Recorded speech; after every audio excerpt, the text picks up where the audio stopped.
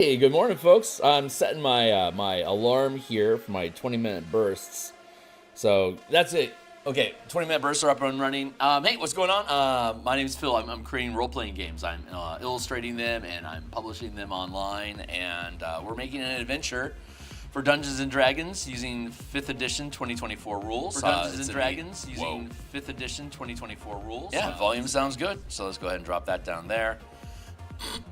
It's in the Eberron campaign setting. You can see the book cover here. It's called Crystals of Mabar. It's for 7th and 8th level characters. We're fighting undead and necromancers and demons in the Carnwood of Carnath on the continent of Corvair. And we're just doing interior illustrations. Give me a hot second here. I want to just grab my link here and post on social medias real fast, and then we're going to go ahead and get started. So give me like half a second here to go ahead and get these things posted, and then we'll get up and running here for probably about an hour and a half of artwork. So everything's set. Social medias are good. Let's rearrange our screen so you guys can watch the Photoshop. If you think this stuff is fun, like, subscribe, hit the bell icon for notifications when we're live in the future. And for people that want to see other work that I've done, this is a bunch of books that I've created on DMsGuild. They all have free previews, so you can thumb through them and check out the artwork if you like it. And that is enough of an intro. So let's drop down here. We're going to get rid of this book cover. This is the painting that we're working on right now. Again, for those that aren't indoctrinated, this is an adventure for Dungeons & Dragons, so there's a lot of text that goes on throughout the book. This is a plot hook number 4, Gatekeeper Oracles that are quest givers for the adventure. As you can see, most of the illustration is not going to be visible in this piece, and I've got some typos over here I need to fix. But if we take this out to full screen, this is a 16:9 format. It's a digital. It's a PDF, so it's a digital-only product, and so that means that I don't have to conform to normal rules of page sizes. So if I could get this thing to proper size, it's not proper sizing today. Photoshop's kind of cranky. There we go, that fits. So it's 16:9 format, so regardless of what kind of device that you're on, whether it's a phone, tablet, or a large screen monitor, the full page width is 16:9, and each column is also 16:9. So it makes it super easy to be able to navigate through it. I like using PDFs because there's a bunch of navigation buttons that we can put in to help people bounce around the different portions of the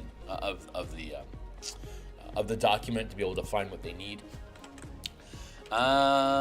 Yeah, so that's the text that's going into it. So, but I love doing Bob Ross paintings, so I wanted to do I'm just taking the opportunity to eat the entire canvas and just making a forest scene. Obviously, this is the focus here on Solga and his divining well to be able to provide the players the information that they need for the adventure.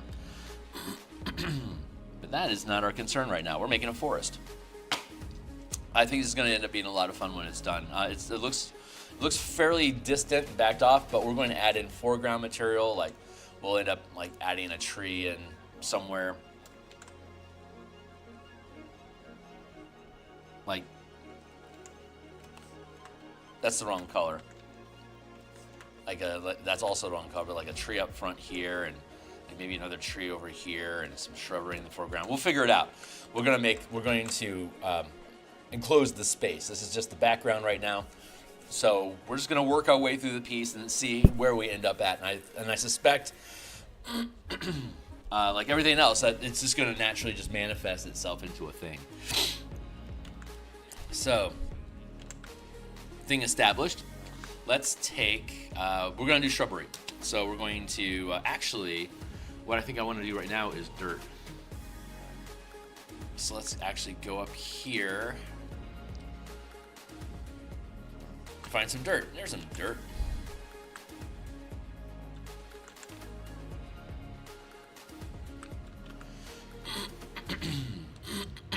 Excuse me, I've got some choked on water earlier and still hawking up the results of that. So for now, I'm going to just start off here by just filling in text, filling in color over this shape in here. I feel like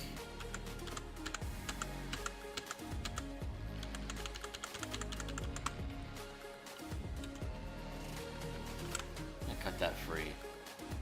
and go down to here.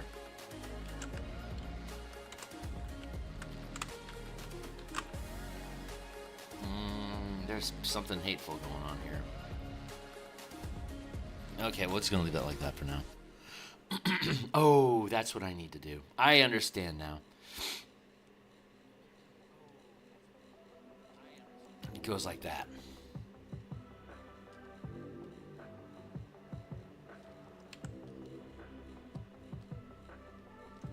Yeah, that works. I figured it out. Layering. I gotta layer the ground and the trees proper so that they interact with each other correctly. But for now, I'm gonna grab. Let's grab our mountain razor, and let's go to our tools. I'm gonna get rid of spacing, so I can smudge this around a little bit easier.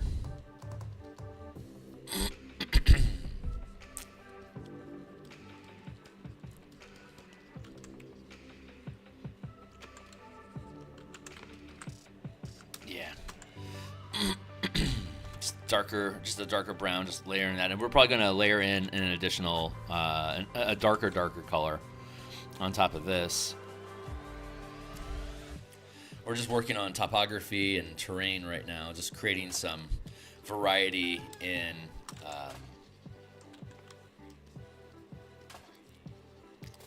elevation, so it's not too uniform.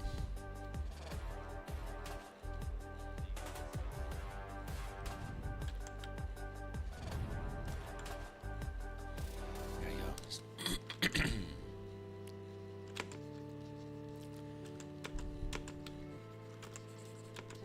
Like that. It doesn't have to be anything too extravagant right now. I'm just adding in some texture and some color variance into the ground. Basically just like a starting point for us to continue roughing up this area. So I want the ground to be able to blend into the further back here like this. That's too much. I want this to be able to blend into everything here.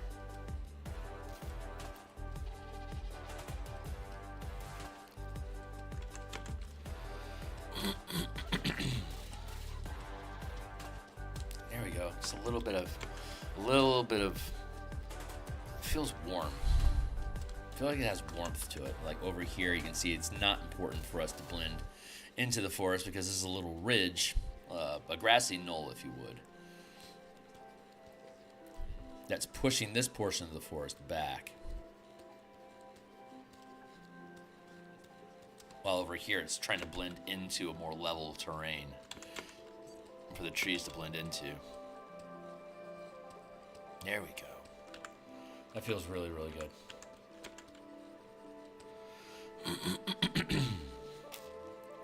Stretch that out. And there we go. That feels pretty good. Cool. Now we're going to add another layer of variety in. We're going to find a darker. We're going to go find that shadow patch. So we'll use ooh, look at that cooling effect. That blue is slightly on the up.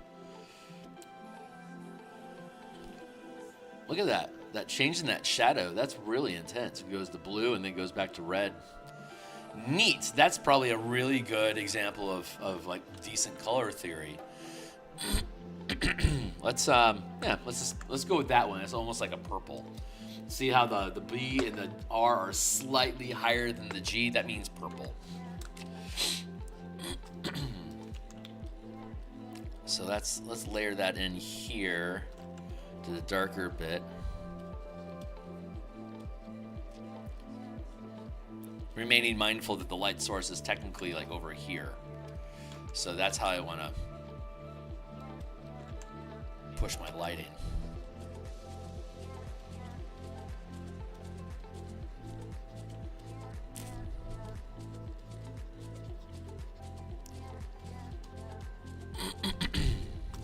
We'll have an opportunity to blend the trunk into the soil a little bit more, so it's less like we're seeing like little breaks here. That's an unnatural break. We'll be able to blend that in once we get there, steps at a time. But yeah, we needed this to pull this tree away from the soil a little bit to get some separation. It's actually really important. Let's block this in here because that's all going to be shadowed out as well. Starting to create a neat little light effect going through here, like a little pathway. That's what we wanted. We wanted a path to be able to lead through here, and it looks like we're getting one developed. So we might end up painting over some of this route for the sake of the path. But we'll see where the forest takes us, shan't we?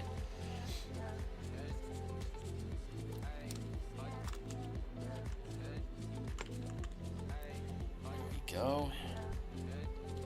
I just want to really just send out a thank you to the new subscribers that we've picked up this week. Folks who take an interest in the work that we're doing here, either here with artwork in the morning or with the adventure design that we've been doing on Mondays and Thursday nights. It's been a load of fun being able to create this stuff, and I'm glad that people are along for the ride. So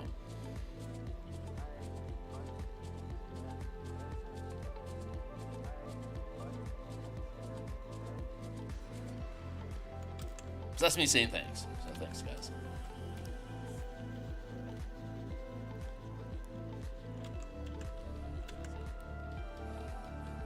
I shouldn't be using that color. I should be using this one. That foregroundy bit. Use dark here. Push that back. Here like that. There we go. That feels better.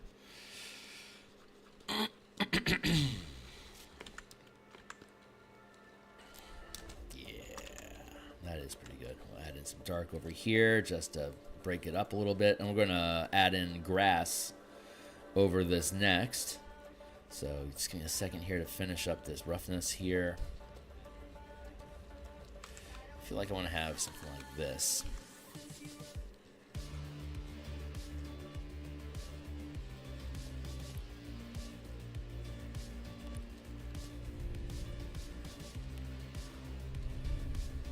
Yeah, like that. Fill this in. Just getting some color variants on the ground, and then we're going to add the grass and some shoots, and then we'll add in shrubbery on top of that. So it's all layers. This is Bob Ross paintings. You just got to work in layers and work your way forward through the layering, so that the piece creates its own depth by the amount of breaks and different. Well, I keep saying layers, technical term for Photoshop, but also layering as in like depth in the actual illustration itself. There we go. I'm gonna take a sip of water real quick.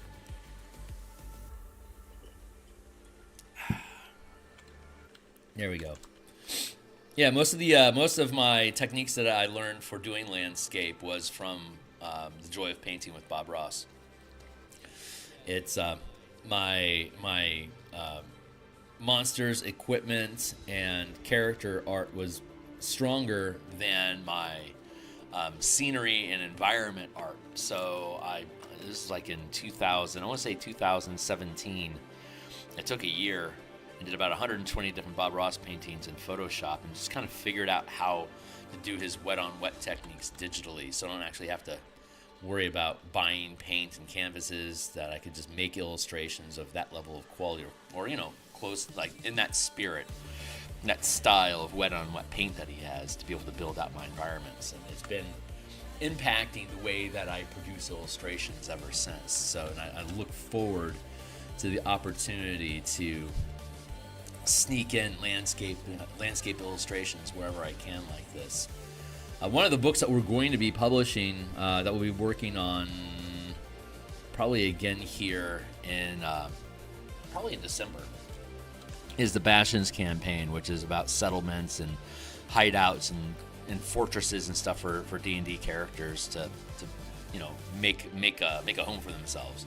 It's an expansion of the Bastion system that's published in the Dungeon Master's Guide for D&D, but it's a much more robust system that allows for more Dominion style of play of having your own kingdom and then making decisions with it as part of the adventure campaign that you're running.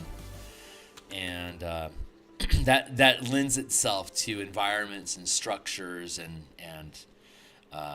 scenery type illustrations. So I'm looking forward to when that book gets built to see what kind of environment illustrations I'll have the opportunity to build with that book. Very much looking forward to it.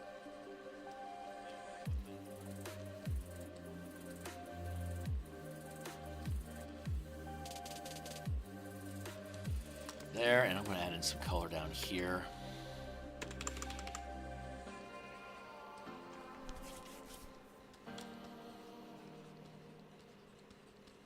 So this the ground allows us to add mood, and I like the the look of this topography against the, like, these trees are very background. This is mid-ground trees. I don't have any foreground yet, but I think pardon the pun, we're laying good groundwork down for us to have really good foreground and terrain texturing once we get to it. I think this is literally good groundwork. There we go. And I love how that looks. That feels so good. So next what we're going to do is we're going to zoom back in here and see if we can find some ground color that's going to work. That's very pale. Yeah, let's drop down into this area here. Like, that's really dark, and that's probably going to be useful. That's also pretty dark. Not dark enough. That's probably too dark. Let's go with this for now and see how it takes us. It feels right. And let's see. I'm going to switch texture brushes. We have a grass blade brush that we like to use, the Royal We, of course. We're going to grab this grass blades brush. It looks like really like a caricature of eyelashes. Here's what it looks like.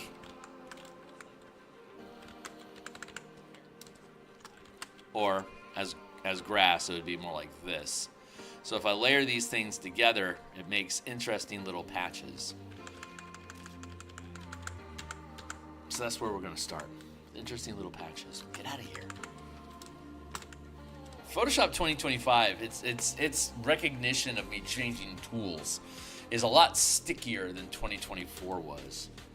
Like, it takes a moment for Photoshop to sometimes to realize that I've switched tools already and I'm already moving on. But look at that. Look how it adds like this neat little texture going on. So I'm going to use that same brush. And hey, good morning, Fox. How you doing? It's good to see you. Let's go here. I'm going to use a light tip. I'm going to use a light opacity. It's only a 20% strength eraser. So I essentially have to, every time I press it, it takes away 20% of the information. So I have to tap the same location. Like if I make a block here and I want to erase it, 1, 2, 3, 4, 5. See, it takes about 5 or 6 passes of the eraser to be able to punch a hole through it. So I can add in this texture up here onto the hill, and then delete or erase down into the ground, and then I can create another layer on top of it like this, and then again I erase down at the bottom of it. This is a very Bob Ross technique. Like if these were clouds, he would be grabbing and dragging these clouds down and stuff like that. But we can use stippling and an eraser stipple because this is a digital tool. I'm not limited to the techniques that Bob uses to create his environments, but I can take the techniques that he uses and apply them to the Photoshop tools that I have available. Like I don't have the flexibility. Like my brushes aren't flexible, like literally flexible. He's got thousands of hairbrushes that when you hit the page, it squinches. Squinch. And it makes all these different patterns depending on how he turns the brush and squunches on it. And we don't have that same sort of flexibility with these Photoshop brushes, but we have the eraser tool, which can use the same stippling, as you can see here, can use the same stippling techniques, but applied in reverse, so it's reducing the amount of color information that's in a space, and that creates its own similar technique. I don't know if I'm word salading enough here for you guys. That is to say that, I say that I'm basically using Bob Ross techniques for digital painting. Obviously, he can't erase. But since we aren't limited, since he has advantages in his tools over digital, and digital has some advantages in the tools over traditional oil painting, it's still the same techniques. It's just being applied to brushes differently. Anyway, Bob's your uncle. There you go. I mean, Bob was your uncle. Go Bob. I just thought that was a stupid phrase. Let's back off. See, it's creating a nice little... right now, it still looks a little hairy. But we're going to we'll be able to further layer over this with some highlights and colors, and it'll start blending in properly. And this is just the groundwork part. Keep using that pun. I'm going to actually reduce the size of the brush as we get closer, ironically. Because as we get closer, we can have more detail. But grass is very, very small. So as we approach that detail, I want to express it with smaller blades of grass. Because this line here, I expect this to get disrupted. Like this part here, I expect this to get disrupted by shrubbery. But as we move further into the foreground, there's less ground. There'll be less shrubbage in the foreground to create space to be able to see the different layers throughout it. Like if I just cover everything over with leaves, then you're just looking at the canopy of a tree, and that's boring as fuck. So you have to have holes and gaps in the piece for your eye to go to and to have a journey around the piece.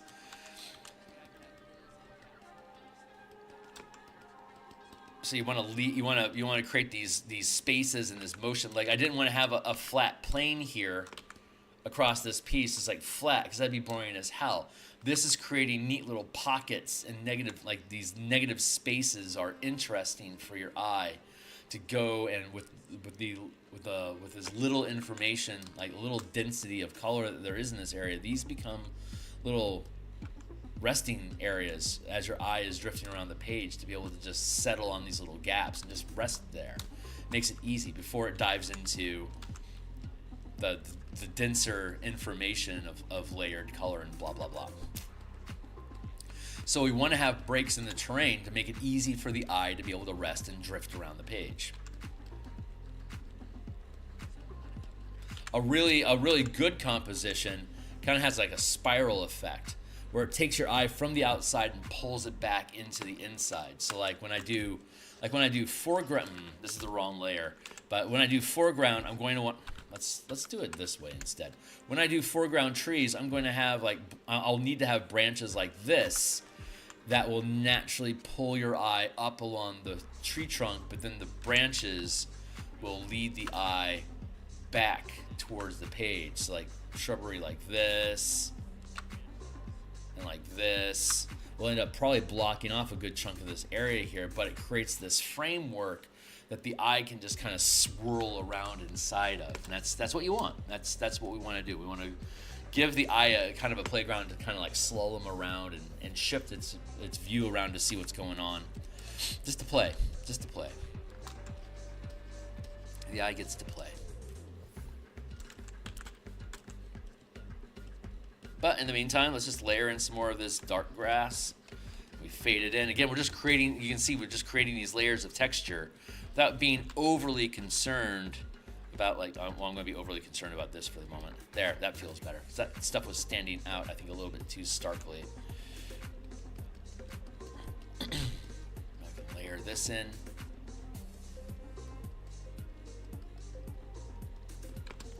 Yeah, and then I chop away at it to bring it down, and then it just kind of fades into the tarmac. and then we'll do a highlight layer over that. Once I'm content with the texturing in general, we'll be able to overlay that with a highlighting layer, and then we'll be able to break up with like rocks and shit like that, and like little flowers and blah blah blah. It's a process. We just go through it. We just go through it step by step. Just build it up. In the evenings, off screen, when I'm not online, I'm still working on. I still work on this piece. I just put in a limited amount of time in the morning every day, just to show you guys what's going on and to kind of get the creative juices flowing for my day, so I'm not pining away at it late. Like while I'm doing my day job, I'm not pining away wishing I got to paint, because I already got to paint. I started my day by painting, and that'll keep me content until my day is done and I get back to my easel. Then I can paint some more after work until family, friends, and events of the day sweep me off of the canvas. But the time that the bonus time that I have away from screen, currently I'm working on. There's a number of monsters that we created illustrations for, like little monster tokens. We made those, I want to say, last year at some point, probably in like November 2024. We made the tokens for the monsters, but there's a number of monsters that I didn't actually make tokens for that I decided that I need to. So off screen, I'm doing some monster art. If I don't have the monster tokens finished by the time I finish this illustration and the next one for this plot hook, I'll probably be doing monster art. Or maybe after I finish this one, I'll spend a week and just do some monster token art with you guys, just to see where I'm going with the stuff. But if I add in, see, it's starting to get that fuzziness going on. That's proper texturing. It's getting dense enough with information that, and I'm not completely erasing it, so it has like this grit left over, like this fine sand, I guess, of paint that are dotting the area. So I'm gonna move this down here.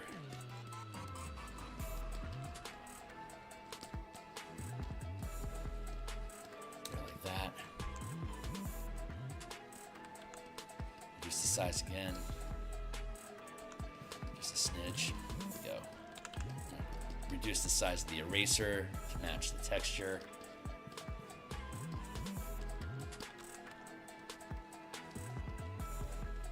Lots of stippling. Just 1,000 stipples, billion stipples. Who knows how many? I lose track of my brush count, but I'm sure it's in the tens of thousands.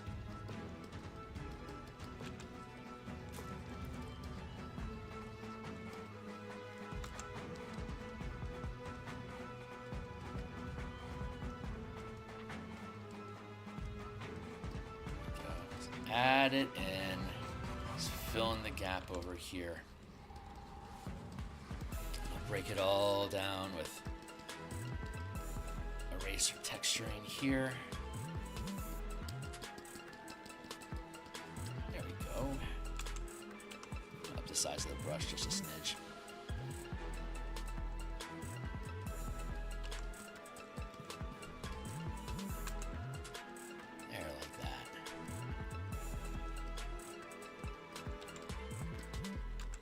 I'm looking forward to continue working on the Spelljammer Eberron campaign. I think that's going to be. We'll be doing that on Thursday night. We're going to be developing the. There's six settlements in the asteroid cluster where the bulk of the campaign is going to be happening, and we get to start defining like the different facilities and resources in each one of those settlements, just to flesh it out enough for the characters to have, for the players to be able to interact with that stuff through their characters. I'm going to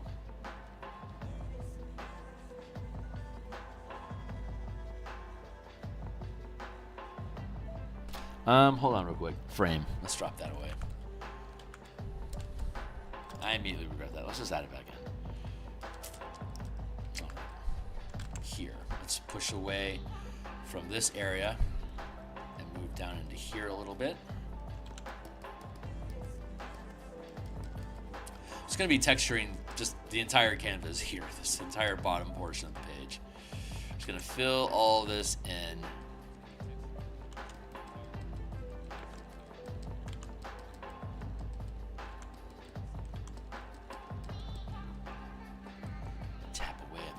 bit. Let's create these little pockets here.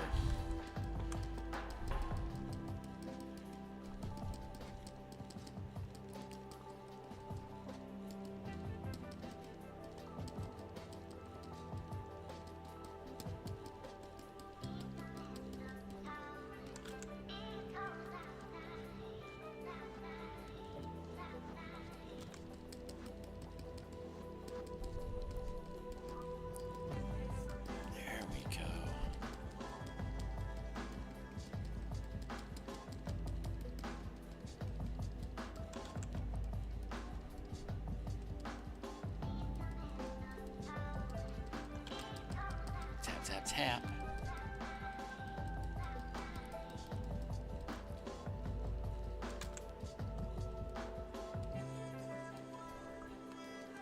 Create these little bumps and grooves. Just little changes in elevation and just breaking things up a little bit in here.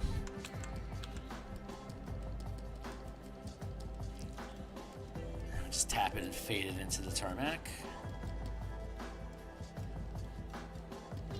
There we go.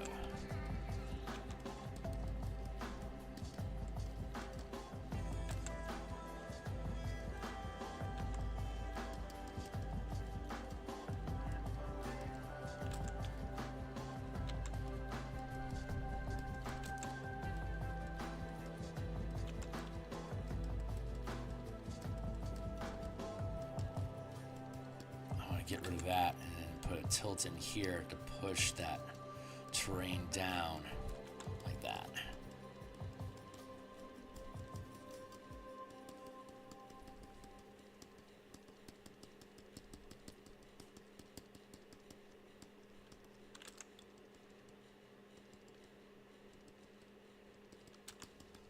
There was I don't remember what kind of tree it was, but apparently when Europeans started settling here, like Mayflower and shit, and we started to establish the English colonies in America, the northeastern forests, like in Maine and not Maine, Maine and like Pennsylvania and stuff.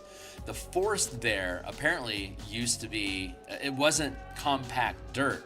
It was a light soil that was just shitloads of fallen branches that would get covered over with grass and moss. So like you could step into a patch like this and fall like hip deep into just basically loose earth. And apparently earthworms came from Europe, where the soil was harder and the trees would bore through the ground to be able to root. But I can't remember what kind of tree it was, but the forest in North America, the forest was this loose earth where the it would basically sink into this rot, almost like a dry swamp, but the earthworms just absolutely destroyed that biome. So the trees were eventually replaced with European trees. And we lost a lot of, but there used to be almost like you'd have to wade through this moss and dredge that would be on the ground in these northeastern forests. I didn't know that. I ran across that last year, which is why I can't remember the name of the tree. But that was fascinating to me. Like I didn't know that we completely changed the northeastern biome. Like I didn't know that happened, but that happened because of the earthworms that were coming across. And Europe would just absolutely eat up all of the loam and nutrition and stuff. It was like soup. It was like soup to these worms. It just very little energy required to break down the material because it was already partially broken down. It's kind of like somebody chewed the food for you, right? It's all you gotta do is swallow it.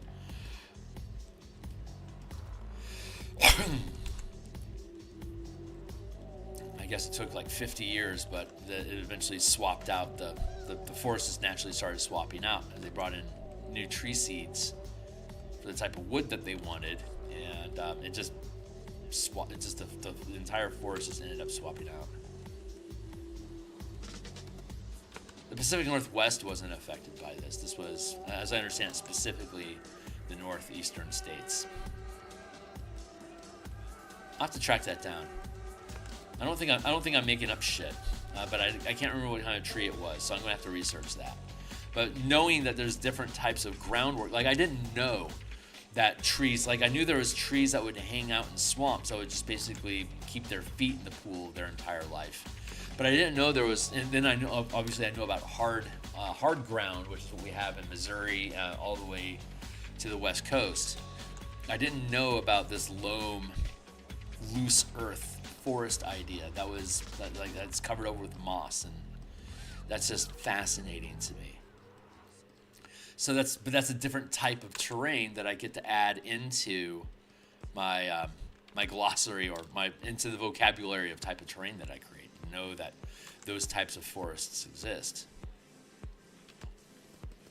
It's like like I said, like a dry swamp. It feels like a dry swamp sort of idea. But I need to check that out. I need to learn more, and I probably need to go and actually find where one of those forests are and probably go play in it for a while just to get a feel for it.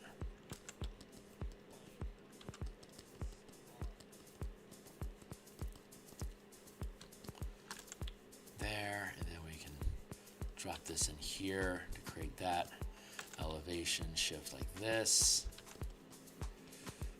Now we're starting to see some cool stuff coming out.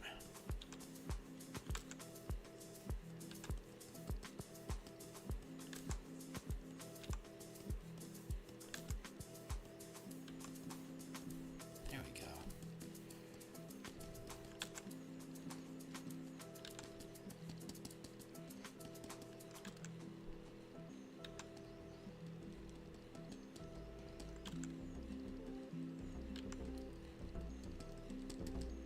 I'm sure if I was using real brushes that's more organic, I'd be able to move a lot quicker, but because the brush, it has a specific shape that I would have to manually go in and adjust to replicate as a stipple pattern, it takes a little bit longer for me to be able to layer all this stuff in.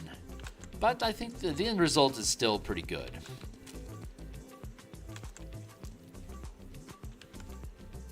It just takes longer than what an actual oil brush would do. But the paint is free. So I mean, there's like each medium has its trade-off, right? Like digital, I don't have like a final salt like actual physical piece that I could like sell off as a unique. I don't get that. All I get are replicas of this art, like stock art or whatever. So digital has less intrinsic value for people that are in the market. But it doesn't cost me anything to use as much pigment as I want. And I don't have any canvas costs, I don't have any easel costs, I don't have any tool costs, other than the Photoshop subscription, which is like just the canvas itself would be $25. If I only did one painting a month, the canvas, the canvas, and then I have to have the wooden frame, and then I have to have all the paint tubes and the cleaners, and like painting's like a $300 a month hobby. And I only have to pay $20 a month for my subscription. So, like, people that complain that digital art is expensive is like, have you tried the alternative? Because Jesus Christ, physical painting is like, I can't do physical painting because I can't see color, so never mind. But even if I could, I would question whether I wanted, like, until I got good enough at painting to be able to get paid for selling paintings, I would be like, God, what a sunken cost. Like, it would be thousands of dollars I would spend just learning how to make painting maybe good enough for somebody to consider purchasing. Like, what an endeavor.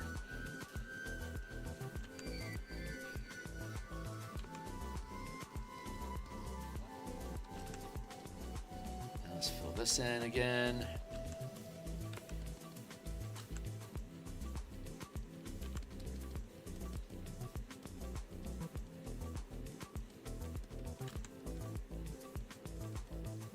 You can see, I was doing a pattern like this, and now I'm doing it like this. I'm cross-hatching to help create more color density, because this is a pretty dark spot here, and it's gonna have rocks and soil and stuff like that. So I wanted to create some breaks up in here to inspire where some rocks will end up being inside of this space.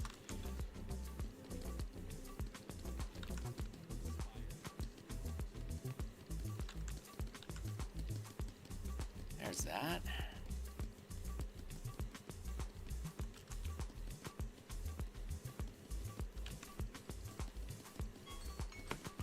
Timer.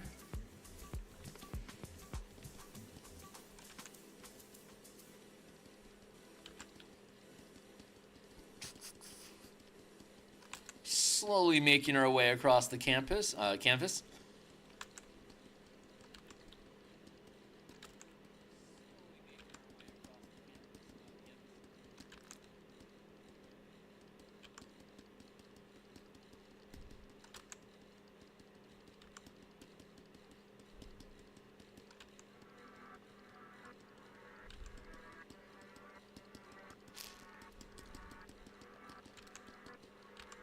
The darks, the shadowy bit of this is really good for helping define the elevation, the volume, the curvature of the environment, like to set that up so when we come back through with highlights, we can just like lean in this direction, like literally lean in that direction to be able to do our highlights.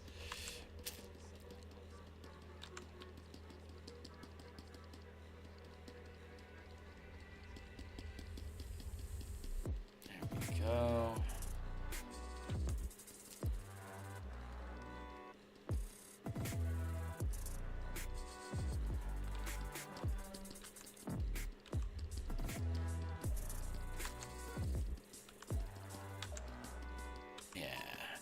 Hatch in there. That feels really good. Again, stretching out over here to knock that down. This takes a while.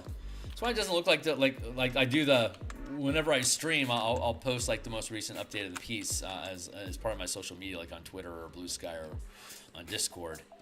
And it doesn't look like there's a lot of progress each day. But it just takes a little bit of time. Like if I was doing this on my own in longer stretches, I'd be able to knock this down. Like, Jesus, we're on episode 7 of composing this piece and then starting to illustrate it. So that probably means we've put in about, I want to say we put in about 8 hours so far of actual like painting of this landscape, because we had all the line art that we needed to do and then build out the foreground character. That took a couple episodes. So I think we've actually done 5 episodes of about an hour and a half each. So probably about 8 hours worth of illustration of canvas work to get to this point.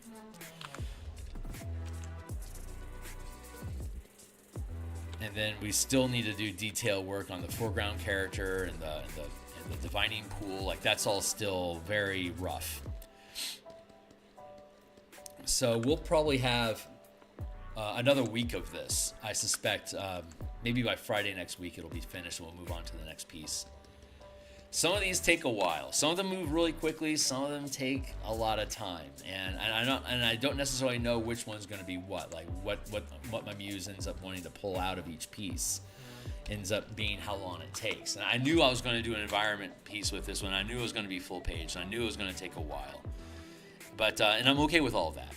We're on our 583rd episode of creating all the assets and tokens and paintings and maps and stuff for this adventure.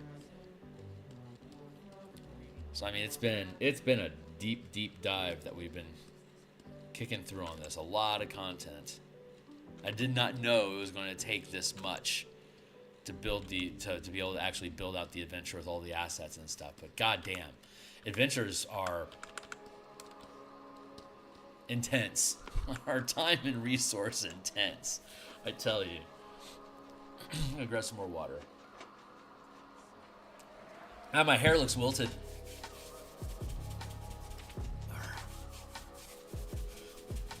Let's get some static in that hair so it pops a little bit more. There we go. Now it looks so stylish. A little less wilted now.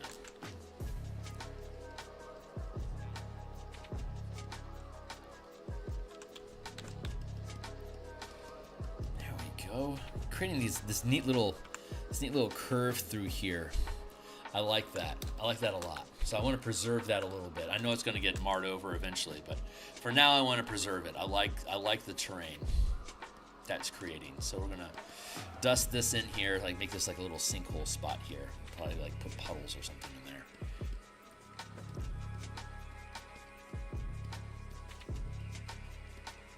There we go. Feels pretty good. Let's erase that down. Add in this texture here like that. Cross hatching really works nicely with this grass effect.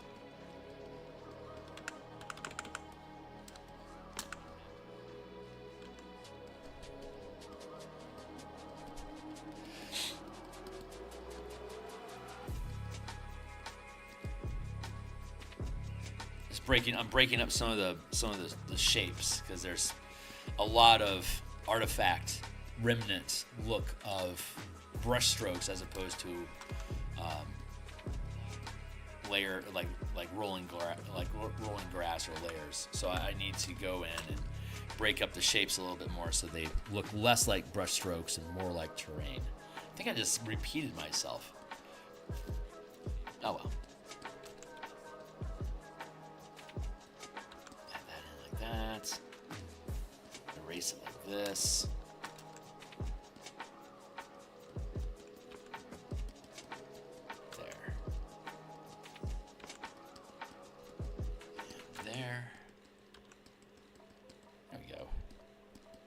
Heyo, folks.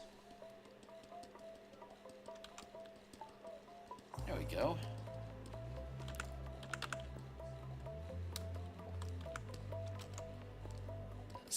I feel compelled to just drop in a little patch over here.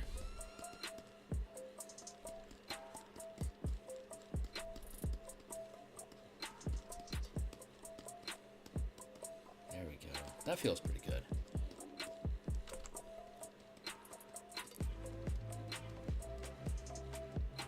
Dot that over. Erase that a little bit.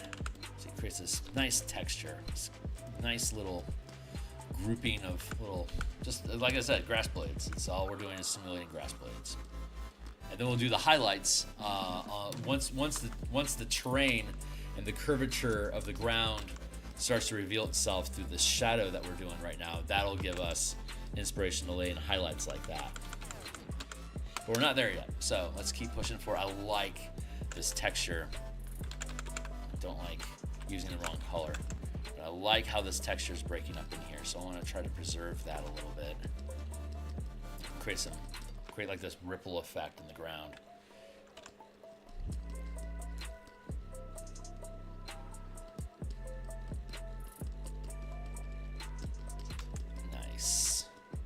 So again, this is the brush that we're using here, right? So if I layer it in enough, it starts to look like grass blades. So it's just an illusion. But I have to do a shitload of stippling to be able to build up enough color density and shape for the eye to accept that it's grass.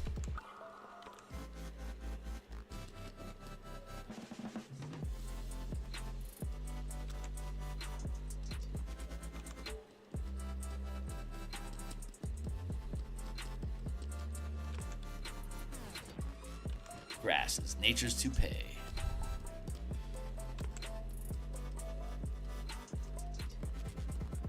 There we go. Add in a curve over here, like that. Fun. I mean, when we add in the foreground character and the vision pool here, I'll show you.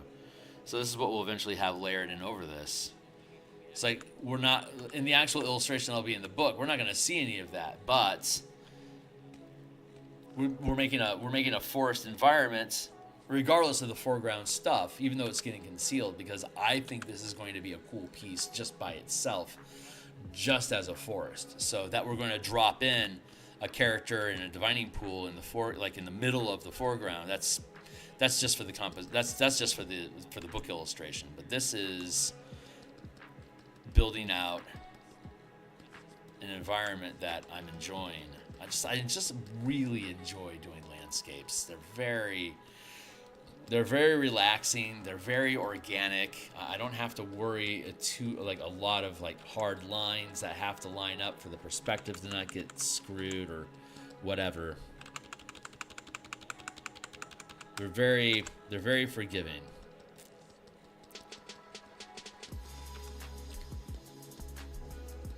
So I'll probably end up doing some landscape paint. Like when we actually finish this adventure, before I dive into the next book, I'll probably want to do a palette cleanser of a few like mountain and forest terrain images or something like that. There's some really cool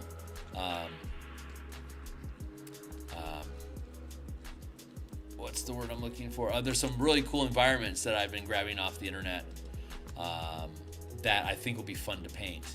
So I've got a stack of exotic location image references that we'll be able to then convert into a painting. And I'm looking forward to that. So if all goes well, I suspect this is going to be done probably. It's not going to be done in November. I want it to be done by Thanksgiving, like by the 27th. But it'll probably be closer to New Year that will actually be done with it. I will be pleasant. I'll be happy if it publishes in 2025.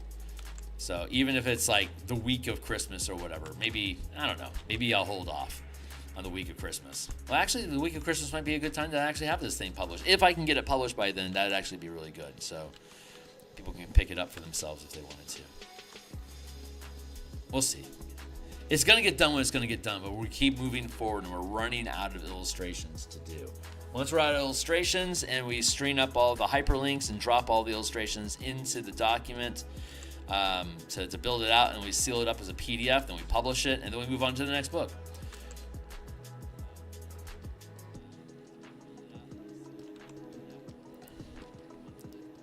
I know I've been over this area a few times, but we're leaving behind color information each time that we do. So the more that we're layering this on top of each other, the more the information, the denser the information gets, the more it looks like actual grass.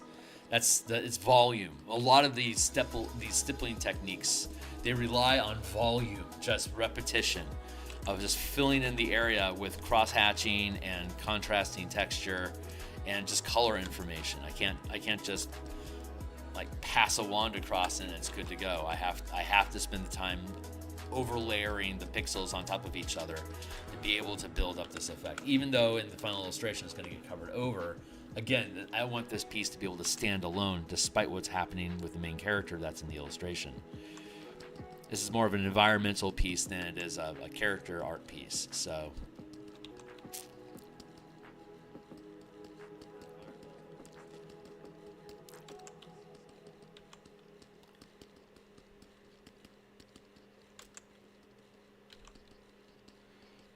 that, and like that. I'm just about done with this spot. Move on from it. Hey, what's going on? Trees! Hell yeah, my dude. I know that this trunk here is I'll need to sink this more into shadow here to line up with how dark the grass on these mounds that these trees are on. I know I'll need to do that, but that's okay. It'll end up blending itself in nicely. I'm aware of that, and I'm good with it.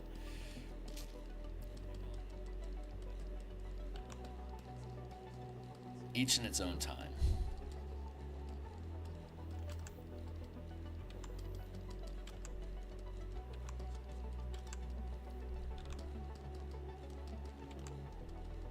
Just keep stacking it up, and it eventually looks good. What's going on?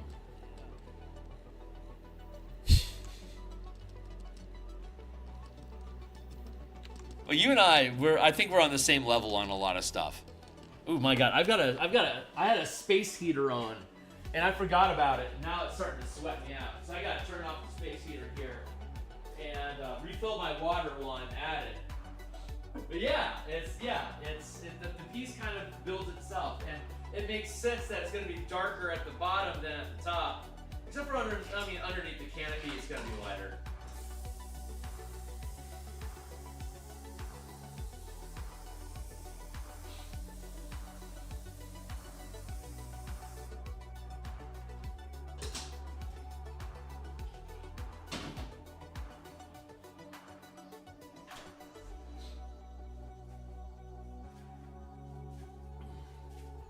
being able to dropping in more shadow towards the bottom. Here I am.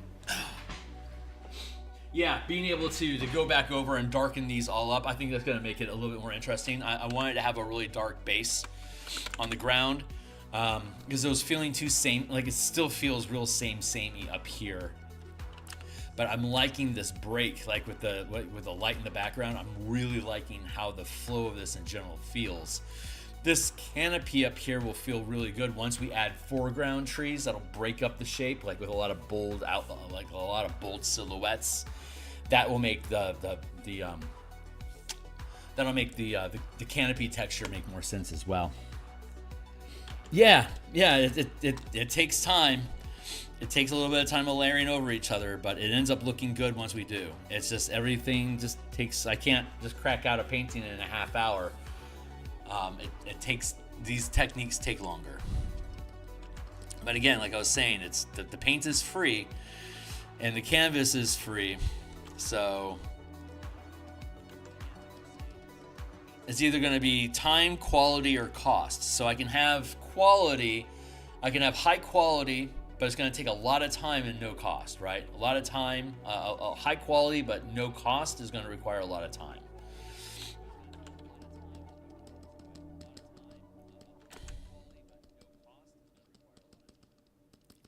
But we're making our way across the canvas. We're getting there.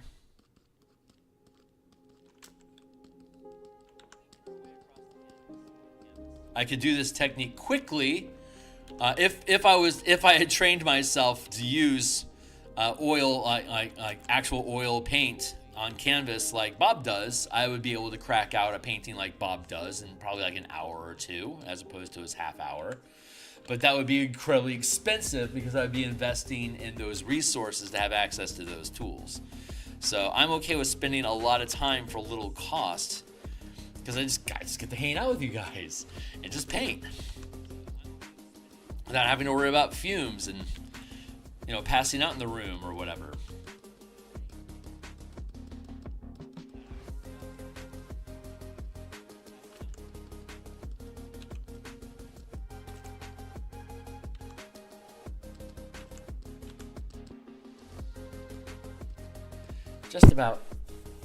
Just about done whinging on this spot.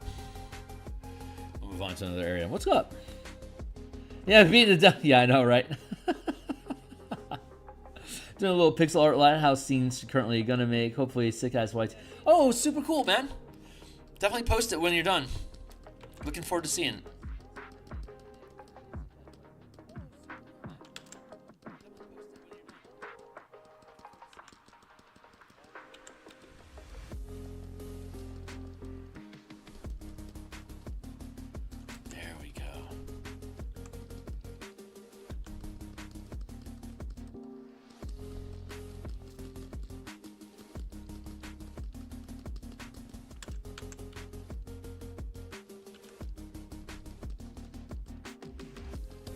Yeah, that feels pretty good. There. I wanted more of a pathway.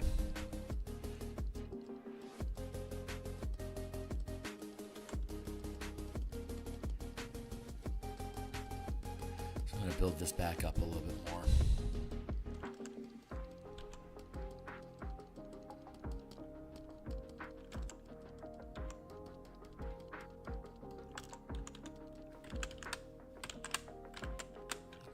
Whoa, get out of here.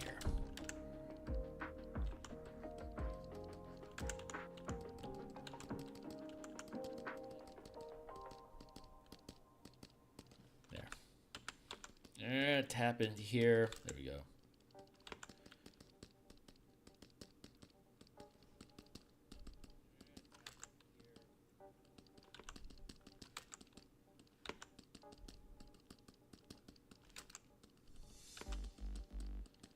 Okay, that feels pretty good. Let's go ahead and let that sit for now, and let's go over here to this side of the page. Start adding some of this stuff in here. Let's go with 30.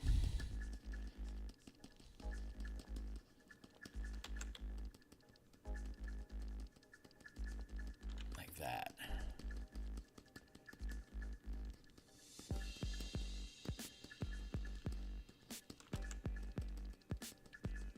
What's up?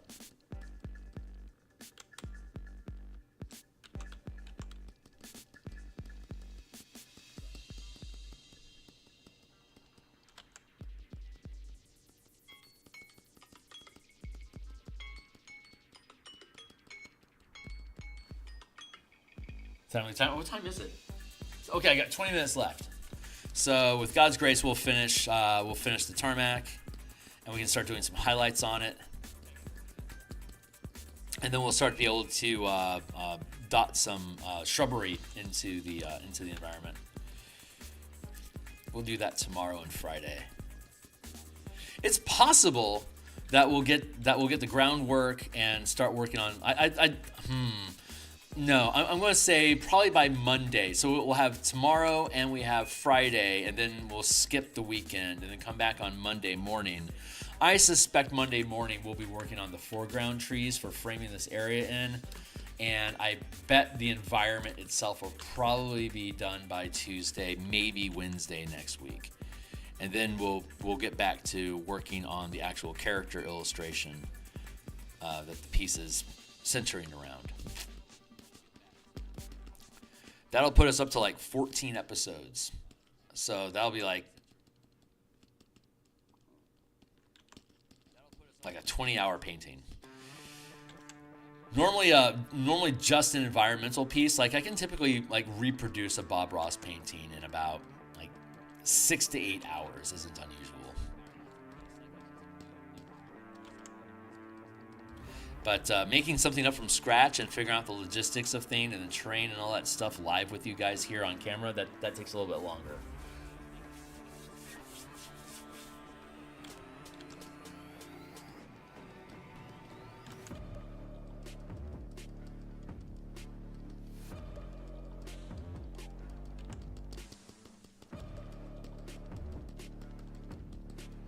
Bring this up a little bit. I'm really liking this terrain.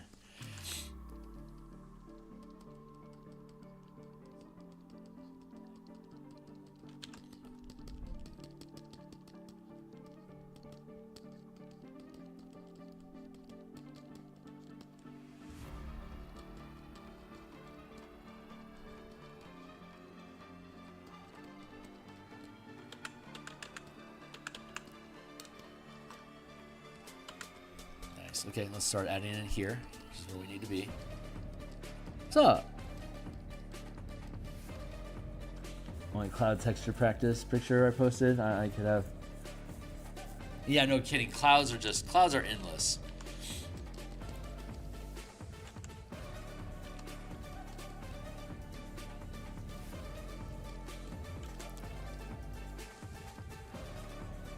Clouds are just infinite layers of just fun texture and lighting and storms that catch the light in different ways. It's so much fun.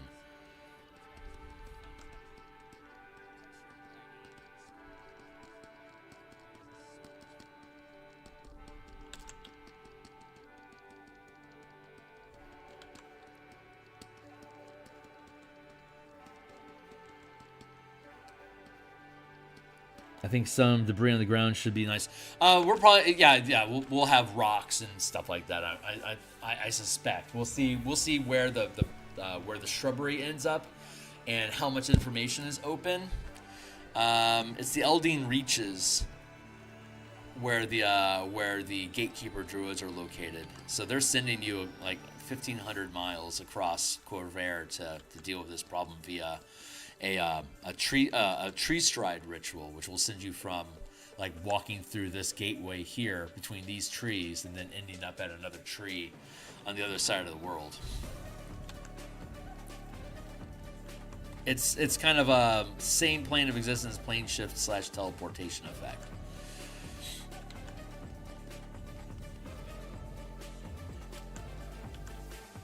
Let's up the size of that a little bit and then push this in here. There we go.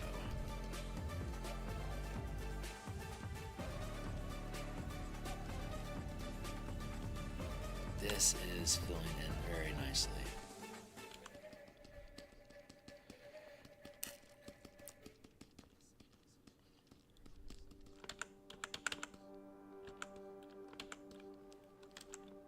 Nicely, all this stuff is layering into each other. Feels really good.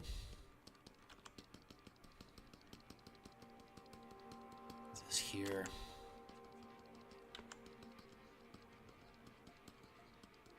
I don't think in the final piece we're gonna see large swaths of ground. A lot of this could end up being just like completely covered over and being irrelevant, but I don't know where it's all going to end up at. A lot of this is just intuitive, following the muse, letting her create the environment that she wants.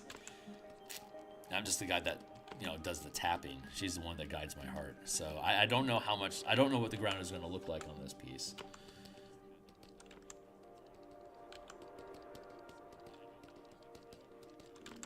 A lot of these things, a lot of times I'm as much of a member of the audience as you guys are, because I'm the one that's doing the driving, but I'm not really driving. I think if you know flow state, you know what I'm talking about.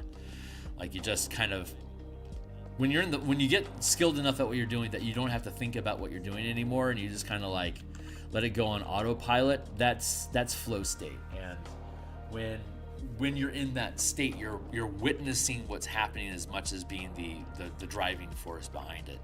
Like, you're applying the will to produce results, but you don't get in the way of how those results are going to be achieved. That's a life lesson in chaos magic, honestly. But the principle stands that once you get skilled enough at what you're doing, you don't have to micromanage the task. You just let it. They call it autonomic, where the body just knows what to do and it does it for you. You see that a lot in like professional athletes. They have that autonomic conditioning on their body for whatever sport it is that they're working with. Their body just goes and moves. And while I'm not much of an artist, while I'm not much of an athlete, as an artist, I've experienced this multiple times. And that's one of the things I enjoy about yammering on camera while I'm painting, is because I think it helps trick that autonomic response in my body a little bit easier, because I'm preoccupying my mind in the conversation and interacting with you guys while the body continues to push the pixels. So in that sense, I get to discover these things often at the same time that you guys do. And I love that. This is starting to look pretty damn good.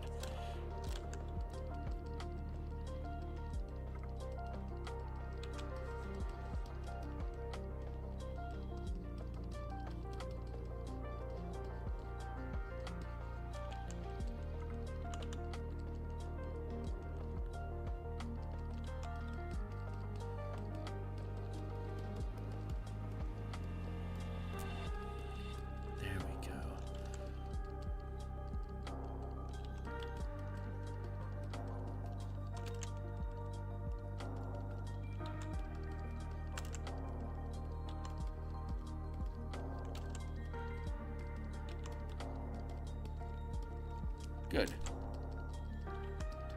It's feeling pretty good. Let's let the size of the brush a little bit just to get some more volume going in through here. Push this down here like that. Almost done with this first layer of ground scrub.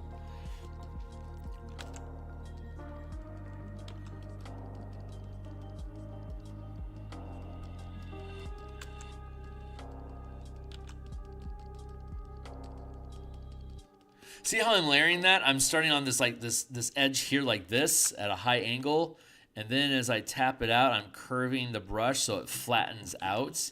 That creates a neat little like dip and like swoosh on the ground.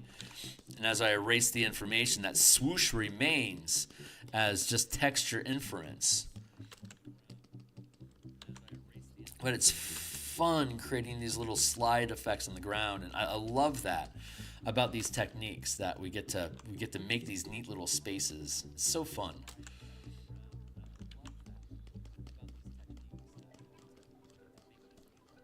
But I do this Monday through Fridays, and then Monday through Friday in the morning like this, and then on Mondays and Thursday nights we do actual game design work. Typically do playtesting on Saturday mornings. Good times. And I know I've gone over this, erased it and added it back in, erased it and added it back in on the same spot over and over again, but it's creating a texture space. Reduce the size of the brush now to bring that down.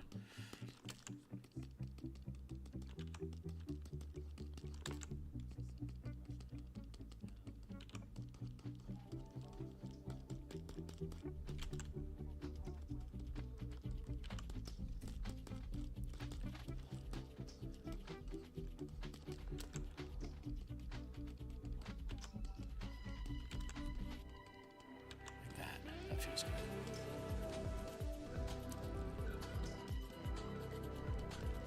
There we go. Almost done. Still have a lot of stipples to go.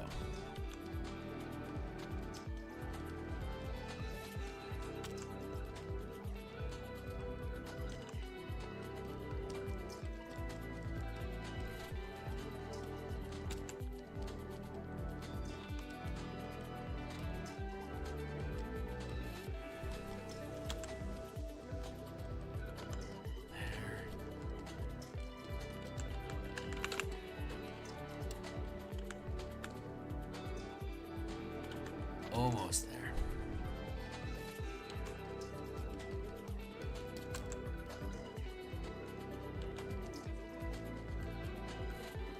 Like this is once we add in the foreground, like this is going to become far less important.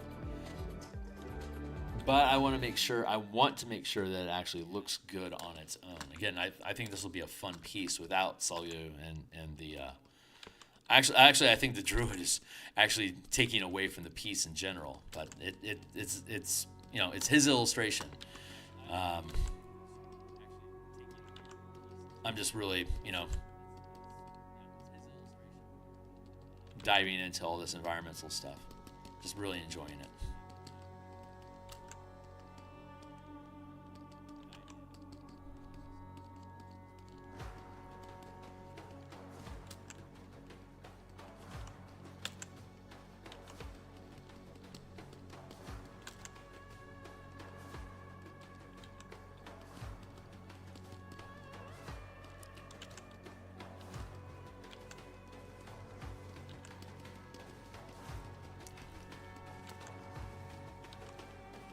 Just about got enough layering in here that it's just working itself in. Again, it takes a lot of overlapping brush strokes and erasing and just layering and adding and reducing to be able just to get that thick layer of multiple generations of grass growing over each other.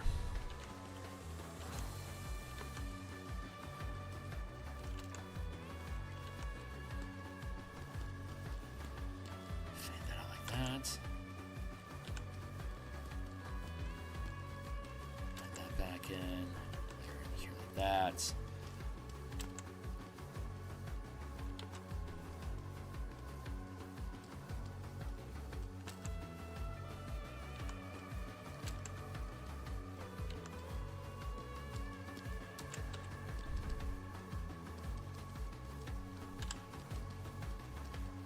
And I'm going to use a lighter opacity on the brush,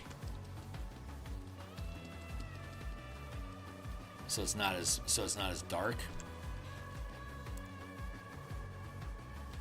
So I don't have to erase as much of it.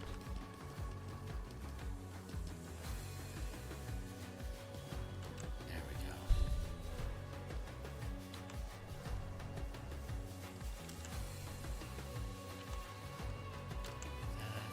Dust this in here like that.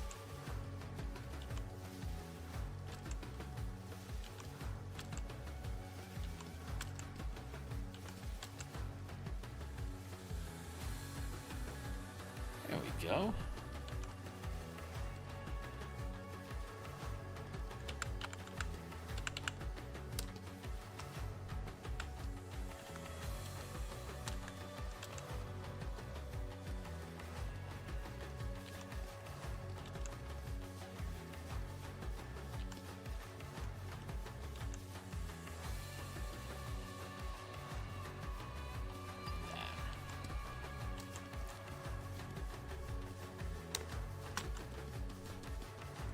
Erase that down a little bit more. Again, it's just 1,000 stipples. It hurts when I run out of conversation because I'm still stippling.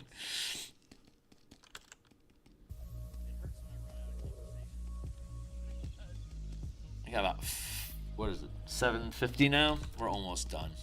I'm gonna see if I can just squeeze in just a few more depths.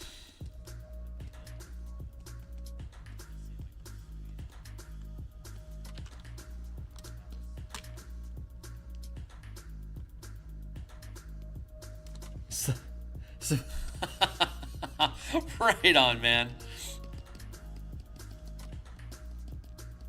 I guess you're stippling all the time. Who am I to talk, right? For those that don't know, Defected does pixel art. He has his own channel. Check him out.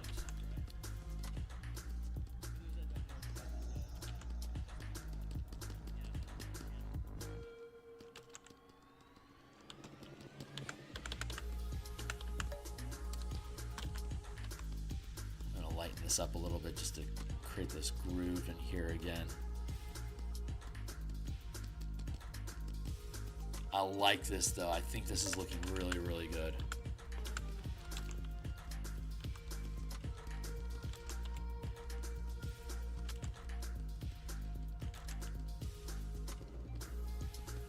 Like that.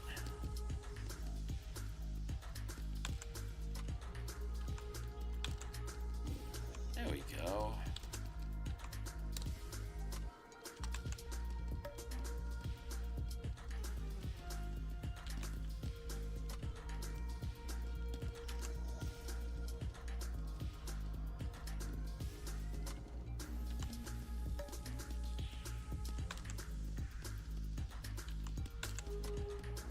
Good. Tex, what's up? Technically. Right on, man.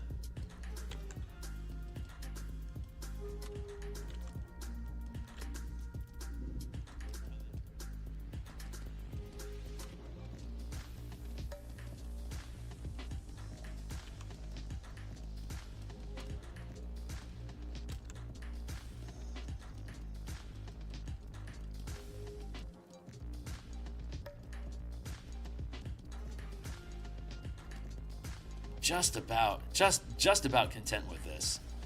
Really just kind of whinging on. Well, I've been whinging details the entire time, but this feels pretty good.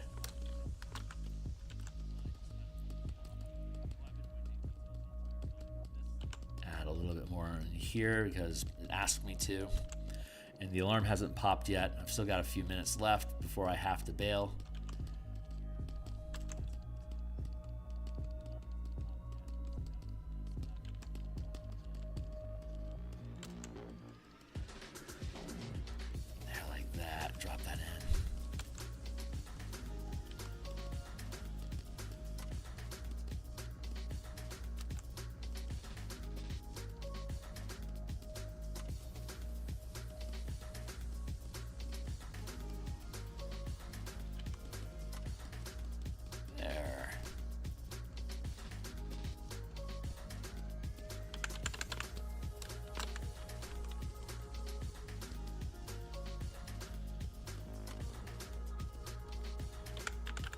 I could see rocks and some just natural little twigs and stuff like that being in this area here now.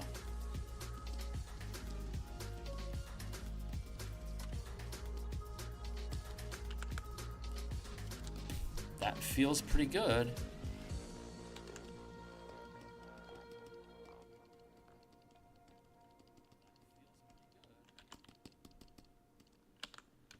Yeah, that feels really fucking good. Okay, cool. I'm happy with that. Now let's look at potential highlights. Just have to decide. What? Also, yeah, thanks for the shout out, tutorials, and even please feel. Yeah, definitely check them out. Dirt is like clouds. It could go on. Yeah, absolutely. You just have to decide. Yeah, you just got. Yeah. At some point, you just have to quit.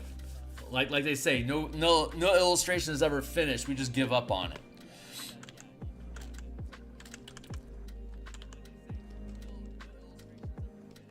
That is not enough of a highlight for me to be interested. So let's go back in here and see if we can find. That's too much. How about over here in the shadow here? That's too little. Ooh. Like, no. Like that. Let's go with that. Hey, there's my timer that's telling me to end. Let's see if I found a good highlight color, and we'll pick it up there when we come back. Yes. That is a good highlight color.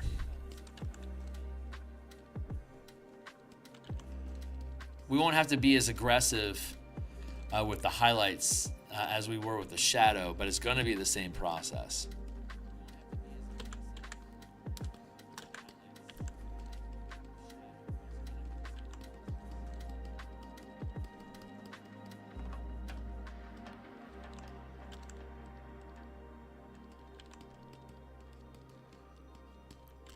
And I don't have to worry about like I don't need highlights over in this area here.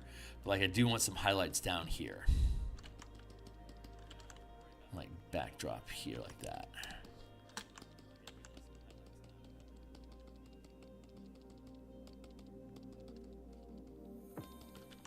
Like that.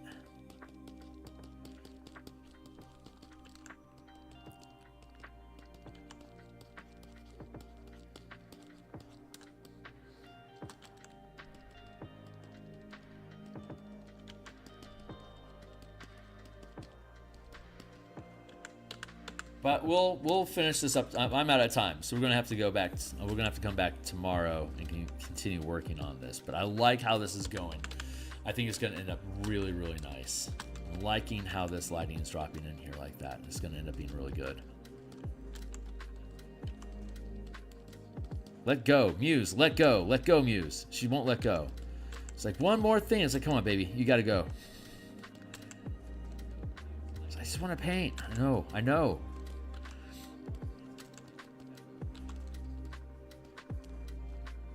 Right on, my guy. Oh, thank you. I'm glad it turned out good. Yeah, I'm going to. That's actually only 30%. This is the actual full volume. I'm going to make a block here.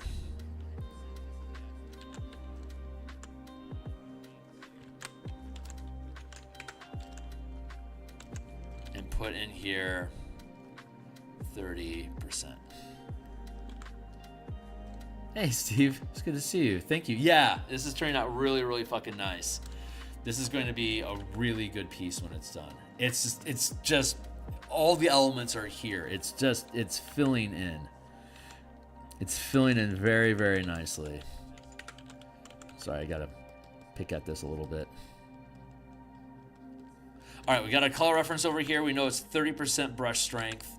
This is where we're going to pick up when we come back tomorrow. So we're going to end up adding in the highlights here for the ground, and then we're going to start adding in the shrubbery that's going to overlay all of this stuff, kind of like this sapling here.